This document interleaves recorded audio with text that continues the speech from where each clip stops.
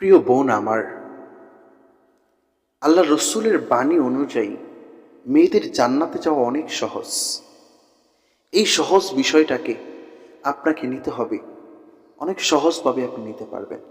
জান্নাতে যাওয়া আপনার জন্য একেবারেই সহজ। ফরজ ইবাদত করবেন, পর্দা করবেন, আর স্বামীর খেদমত করবেন। আল্লাহ রসুল সাল্লাল্লাহু আলাইহি ওয়াসাল্লাম বলছেন যে যদি আল্লাহর পরে কাউকে সেজদা করার হুকুম থাকতো, আমি নারীদেরকে তার স্বামীকে সেজদা করার জন্য বলতাম। আপনার স্বামী সারাদিনের ব্যস্ততা শেষ করে যখন বাড়িতে ফেরার পর একটু মানসিক শান্তি খোঁজে, কিন্তু আপনি যদি মুখটাকে গোমড়া করে বসে থাকেন, আপনি যদি হাসি খুশি তার সাথে মেলামেশা না করেন, আপনি যদি তাকে আনন্দ দিতে না পারেন, তার সাথে যদি আপনি মুখটাকে কালো করে রাখেন, তাহলে একটা স্বামী কিন্তু মানসিক শান্তি পায় না। এই মানসিক শান্তি দেওয়া আপনার জন্য দায়িত্ব এবং কর্তব্য।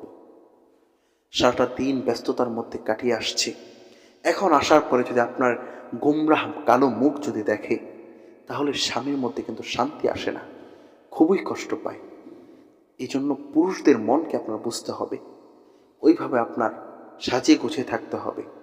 পুরুষরা চায় পরিষ্কার পরিচ্ছন্নতা, আপনি নিজেকে একটু সাজিয়ে গুছিয়ে রাখুন, তার পছন্দগুলোকে জাস্টিফাই করুন, সেগুলো যে কাজ করুন, দেখবেন ঘরটা জান্নাত হয়ে গিয়ে।